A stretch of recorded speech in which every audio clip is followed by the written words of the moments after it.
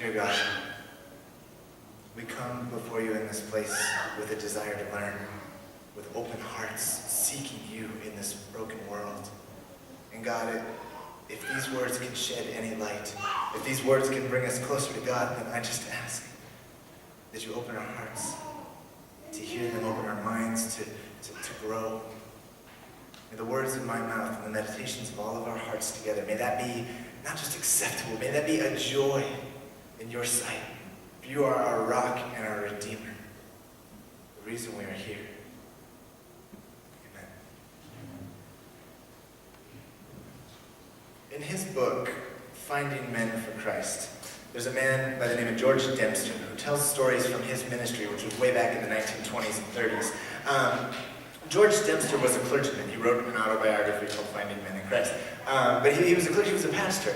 But he got in the habit of disguising himself as a dock worker and then going down to the wharfs and working alongside the guys to get to know them. Apparently, in this time and place in London, the dock workers were people, they were usually very broken men. They came from a really wide variety of places, and he just wanted to get to know these people and how to relate to them. And so what he would do is go down to the wharfs disguised as a dock worker and work. And in the low tide on the Thames River, the freighters had to dock way offshore because the tide, there were like these mud flats, this disgusting ground. And so they used these planks of wood, these really long planks of wood to go from the boat to the shore to get the items off the boats because they didn't want to wait for the next tide. And so George was pushing his wheelbarrow down this narrow plank over the mud flats.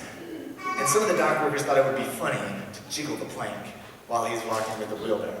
And of course, he lost his balance and tumbled into the shallow, muddy water, and it hurt. You know, he fell into the water, and he was knee deep in this, in this muck and this disgusting stuff. And they all roared with laughter from the safety of the shore, and his instinct was to get angry. He was upset. He was hurt on the inside and on the out, right? And he wanted to just rise up from the mud and start yelling. But this small voice spoke to his heart and said, no, this is your opportunity. So instead of getting angry, he laughed along with them, and he slowly got up from the mud. And because he was being good-natured about it, one of the dockers actually jumped into the mud with him and helped pull him out of the mud. And as he's pulling him out of the mud, they get to talking, and he realizes that this dock worker has a very strange accent.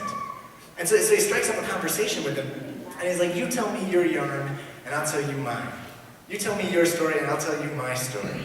And so they get together, and they're kind of a ridiculous picture. They're trying to scrape slime off of each other while getting dirty in the process. So they decide, we just need to change clothes. Pastor George's house wasn't too far away, and so they're going to go to his house, get a fresh set of clothes, maybe have some coffee.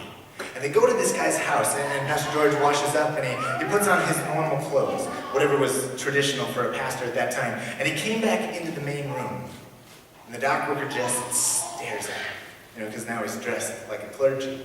He just stares at him in amazement, and he says, so, this is your story. This is your yarn, that you're a clergy. Why on earth were you working down at the docks? And Pastor George looked at him and said, well, to find you. And so this man, he gets up and he starts to leave, and Pastor George says, no, a deal's a deal. You promised to tell me your story. Thank you for pulling me out of the mud. Thank you for the privilege of getting to know you, but I want to hear your story. And there's this long, uncomfortable silence, and most of us probably would have just let it go. But the pastor pressed. He said, just tell me, is there anything that I can do for you? And the man shook his head, no, there's nothing you could do for me. Why not? Because I've gone too far. The pastor, they're sitting at the table having coffee, and he leans across the table and he says, do you think it was an accident that I just happened to get a job alongside you working on the wharf this morning? Do you think that it was chance that those rascals decided to play that cruel joke on me? Do you think that it was a coincidence that of the entire crowd of people that were laughing at me in the mud, you were the only one who jumped into the mud with me? Please, tell me your story. So slowly the man reaches into his pocket and he pulls out 2 pictures. He puts them on the table. One's a beautiful woman and one's 2 little girls. He says, these are mine. And slowly, in bits and pieces, the whole story comes out. Turns out the dock worker was not a dock worker. He was a doctor with a fine medical practice. He had a great track record. He had done so well, but as so often happens, victory had defeated him. He'd become very popular, very, very social. He didn't have any time for church. Got too busy, plenty of excuses. And then social drinking became addicted drinking. And addicted drinking became necessary drinking. And slowly his medical practice, as well as his home and his family, became neglected. He began to sink into unhappiness and then into depression. And then he decided to disappear. He just got up one day and abandoned his family. And he left them and he traveled away from London and he went to America. He went up to Canada for a little while and made his way back to London. But he couldn't go back to his family. He abandoned them. It'd been years, he couldn't go back. So he became a dock worker. And that's when Pastor George found him. So they get down on their knees and they're praying at this point. They're just like, they're pouring their hearts out. And it says, this is an autobiography story, and it said in the book, I was reading this last week, and it says, kneeling by the table, he and I talked with God. Never can I forget his prayer. At first, the halting, stumbling petition of a broken-hearted, repentant sinner, but as he confessed his feelings in his way, he seemed to be capable of clearer utterance. As he talked, the words started to pour out faster and faster until finally he's telling the entire story like a waterfall of emotion. And they get up off the ground. And the man shakes the pastor's hand. And this broken man who used to be a doctor looks at the pastor and says, "And so you'll stand with me?" The pastor looked at him and said, "Yes." The man stood a little straighter. He said, "Then I will prove what Christ can do." Started going to church, started cleaning himself up, started putting his life back together. He wanted to reach out to his family, but he felt like he wasn't ready yet. And so he spent a long time putting his life back together. It took a very long time. And when he was finally ready to reach out to his family, his abandoned wife hesitated. She wasn't sure if she wanted to trust this man who had left her and these little girls. And so it took a long time. I mean, like 6 months of clean living, good community, of support and love and confession and forgiveness. But eventually, he found his way back to his wife, and they were able to meet at the pastor's home. It's kind of a neutral third ground. They were able to reunite. He reunited with his wife, and then his daughter, and then his other daughter. The family was healed. They were all grown up. His daughters were becoming nurses. They were at medical school. A home was restored. A family was healed because somebody pushed the pastor into the mud. So if you ever want to push me in the mud, I'll tell you my story if you tell me yours.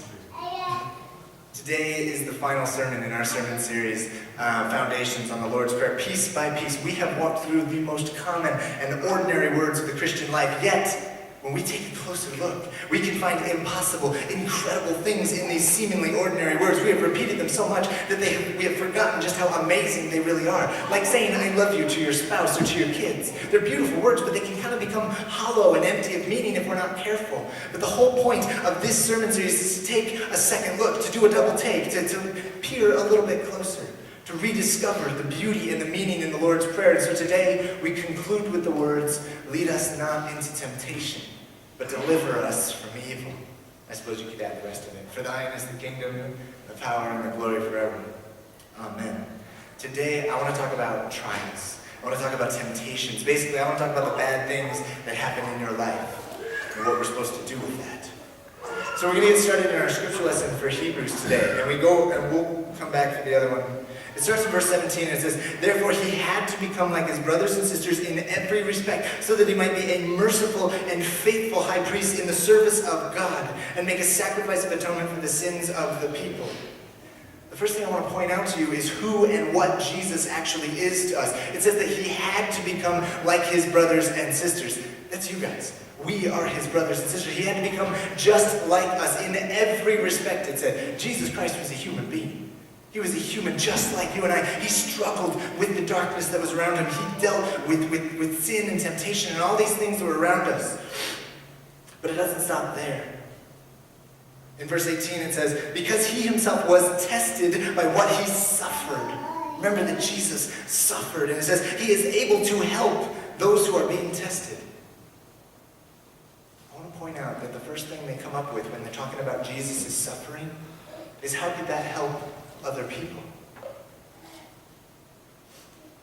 Jesus is not some lofty statue or perfectly sculpted idol. Jesus is the part of God that got down in the trenches with us. Jesus is the part of God that saves us, pulls us out of the muck by jumping in with us. Think about that pastor and the dock worker. He could have gotten up from the mud and, gotten all outraged and been like, I'm a pastor, don't you know who I am, blah, blah, blah, I'm important, I deserve an apology. He could have done that. But instead, he saved a family because he was willing to get his hands dirty, because he was able to engage and sit across from a man and say, I want to hear your story. I want to hear your brokenness. I want to connect. And then he shows him a path to something better. See, there is community that is found in resisting temptation. Jesus suffered, and he dealt with temptation, and he overcame. He never sinned. He overcame sin so that he could invite us to do the same. Jesus walks with us every single moment of darkness in our life. And what I realized is suffering is something that we are supposed to do together. We are supposed to support one another in our pain, and yet we have this mental block in our world. Oh, no. Don't let anybody know that I'm struggling. Don't let anybody know that there might be darkness in my life. I gotta hide that. I gotta put on the happy face. I gotta put on the false face. But I'm here to tell you this morning, if you privatize your struggles, if you keep it all to yourself, you suck the purpose out of your struggles. Now, I want to be careful with what I'm saying. I'm not saying you need to whine more. I'm not saying that you need to complain more, right? That's not what Jesus did. He didn't go around whining and complaining about the bad things in his life. But Jesus put his suffering to work. He made it useful to him. He made use of his pain. It says because he was tested by what he suffered, he was able to help others. The greatest mistake that we can make when we are going through something bad is to think that it's all about us. But that's the temptation, isn't it? When we face pain, emotional or physical, when we face pain in life, it shrinks our world. It gets us to focus on just us, right? I'm just going through this pain and it hurts and I can't deal with it, and you're not thinking about anyone else. But Jesus' pain was outwardly focused. He pushed it to use it to help other people. If you follow the example of Jesus, if you put your suffering to work, you can use it to help the people around you. Yes, I've been through this horrible thing. So the question I need to ask is, well, how can I use this to help the people around me? We've talked about this before. The greatest drug counselors are those who are former addicts or who have been touched by former addicts. The greatest marriage counselors are those who have dealt with and felt the pain of broken relationships. The greatest financial advisors are those who have struggled and made mistakes and trials, or at least know people who do. Now, I'm not saying you have to struggle in order to help somebody, but when you go through pain, that equips you. That gives you skills to reach people. Jesus had to become like his brothers and sisters in every single way so that he could turn around and help the rest of us. So we switch over to our scripture lesson in Zechariah. Now, Zechariah is a really cool story, and I don't have time to get into all of it, but we're just going to dive right in. And it says, in the whole land, says the Lord, 2/3 shall be cut off and perish, and 1/3 shall be left alive. And I'm going to put this 1/3 into the fire and refine them as one refines silver, and test them as gold is tested. Like I said, I don't have time to get into the context very much, but basically Israel is going through some really bad stuff. They're in exile, they lost their homes, they lost all their possessions, most of their family, they've lost their entire identity, basically. And they're about to come back from the exile, and God lays it out for them very clearly. 2/3 of you are not going to make it. And the 1/3 that makes it, I'm going to put you into the fire. I'm going to put you through the ringer. I'm going to refine you. I'm going to stick my people in the fire, and I will refine them. Have you heard this metaphor before? This is very familiar. The refining fires, right? If you're not, this is how it goes. Basically, when you pull precious metals out of the ground, they got impurities. They got all this stuff mixed in there with the gold or silver or whatever it is. So you got to put it in the fire. And you melt it down and you burn off all those impurities until you have just pure, beautiful, clean gold that you can shape into whatever you want it to be. Here's why this matters. The Bible is very, very clear. The fires are coming. There will be fire in your life. Bad things happen. To quote the Princess Bride, life is pain, Your Highness. Anybody who tells you otherwise is selling something. Bad things happen. There's no choice there. But our response is a choice. I can't keep bad things from happening in your life. I'm just not that powerful. But I can tell you what to do when bad things happen, when that comes. How to respond. See, when you face a problem in your life, whatever it might be, medical problems, depression, betrayal, struggles in your marriage, struggles in your family, at work, with school, or 1,000 other things I can't think of. I use general words when I'm standing up here, like darkness, right? Because that applies to everyone in the room on every level, but I don't know what all your struggles are. I know some of them, but I don't know them all. Some of you we don't know yet. But when you face a problem and you focus on just yourself, if you make it all about yourself, like I said, you suck the purpose out of your pain. But Jesus gives us a better way. By focusing on the people around you, you can turn your oppression into an opportunity. So ask yourself, when you're going through something, how am I going to be better equipped? How can I better relate to someone because of what I'm going through? Who am I going to be able to reach because of this horrible thing that I'm going through right now? You have fallen in the mud. Are you going to get up angry and shout and wave your fingers? Or are you going to listen to that small voice that says, this is an opportunity? God uses the difficult situations in our life to strengthen our faith. He puts us into the refiner's fire. Now the other side tries to use it to weaken your faith, to destroy your faith. Either way, bad things are going to happen. I'm sorry, it's not a very cheerful message, but bad things are going to happen. The question is, what are you going to do about it? What are you going to do with the pain that life hands you? Will you let God use the difficult situations that you have been through? Use your pain to help others? Will you follow the example of Jesus and deliver your pain to God for use in his plan of redemption? Or will you give up, implode on yourself, and let pointless suffering wash over you and become your new identity? Lead us not into temptation, but deliver us from evil. These are the only words in the Lord's Prayer that are spoken out of a place of pain. They're spoken out of a place of darkness. When the time of trial comes, our cry to God is, please don't let it overwhelm me. Don't let me give up. Don't let me give in. Help me to find an opportunity in the pain. The good news for this morning is that God delivers us from evil. God delivers us from evil. Now there's two parts to that. First, there's gonna be evil. I know I keep repeating that, but I really need you to catch on to that. First, there's gonna be evil. Call it whatever you want. Struggle, oppression, obstacles, darkness. Stuff happens. There is going to be evil. Actually, the more you walk with God, the worse it's gonna get. The more you try and be a moral, upright, standing man of God or woman of God, the worse the world's gonna press in on you. God delivers us from evil because in our lives we're going to find a little bit of evil. Second, I want you to pay attention to the verb. God delivers.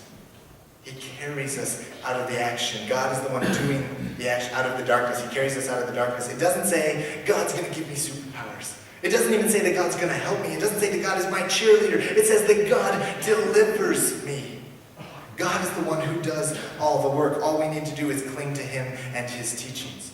Think about a delivery man, right? He shows up at your door like a FedEx truck pulls up to your driveway. Does he get out of his truck and put the package at the foot of your driveway and say, all right, package, go. I'm right next to you. I'm going to be here all along. I've got your back. I'm right here to support you. No, of course not. God, he delivers the package all the way to the destination, all the way to the door. He carries us. God delivers us. You are not the driver. You are the passenger. Just make sure you're in the right car. Sometimes when we are facing problems in life, we feel so helpless. We feel so overwhelmed. We feel as though there's just nothing we can do about it. And in that moment, I want you to remember that God delivers you. Do you understand how liberating that is? If you're ever feeling forced, there's nothing I can do. I'm stuck. I can't. You can't. That's okay. You don't have to. He's going to deliver you. You are not living into the freedom that God's given us. You have forgotten your identity as a child of God. I heard this phrase in a Bible study last week, and I'm really enjoying it. It says, we don't fight for victory. We fight from victory. We are already in a place of victory. Do you know why? Because we're not the ones doing the fighting. God will fight our battles. We just have to cling to God. God delivers you. Jesus frees us from the slavery of sin and death. You are not a slave. Jesus became like us in every single way, and he never sinned. He shows us that it is possible to turn our suffering, to turn our pain into a refining fire. We don't have to give into it. We don't have to give up when we face those temptations of the world. With Jesus, you do not have to obey the brokenness of the world. They'll try to convince you that you do. They'll try to sell you on the line of, well, everybody makes mistakes. Everybody has to break. You might as well have fun doing it, right? Jesus has a different message for you.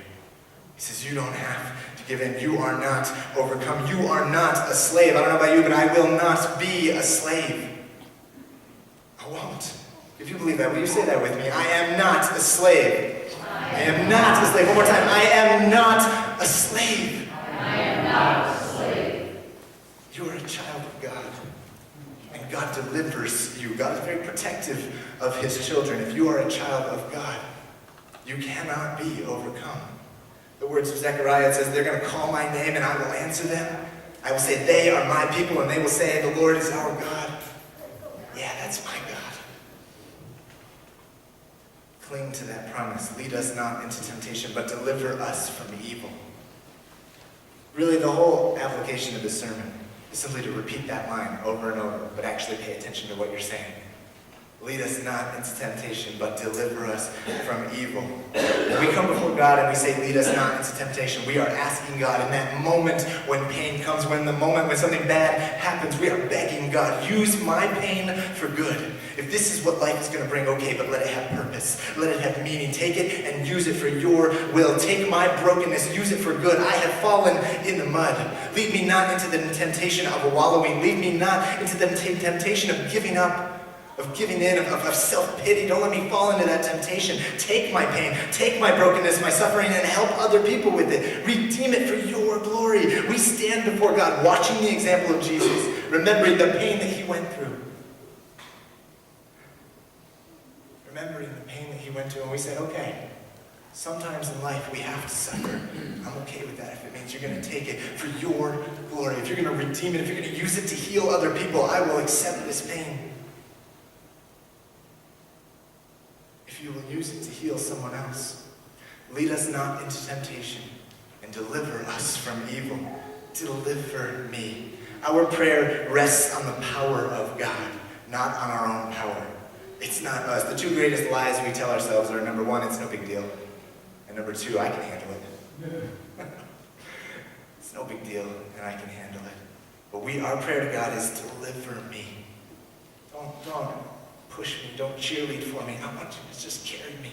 Deliver me. Don't give me false pride to think that I can handle it. I need you to deliver me because I cannot do this on my own. And don't let me believe that it's no big deal.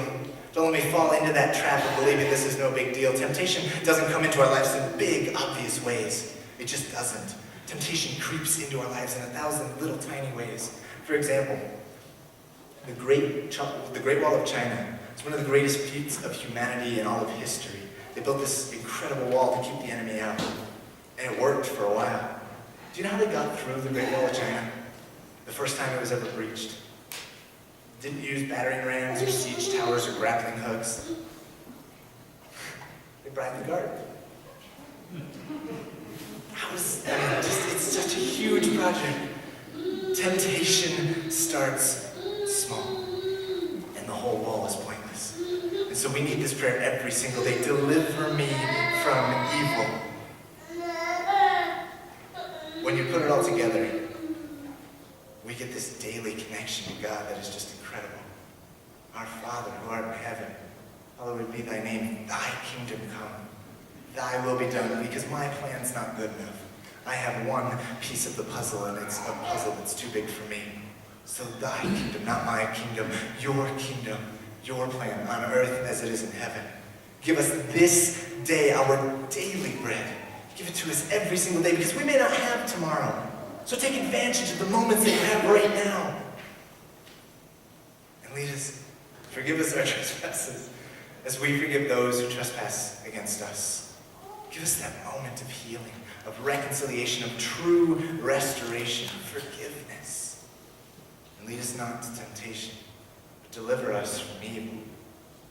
Take my suffering and use it for good. And then carry me out of the darkness and into your glory. For thine is the kingdom, and the power, and the glory forever.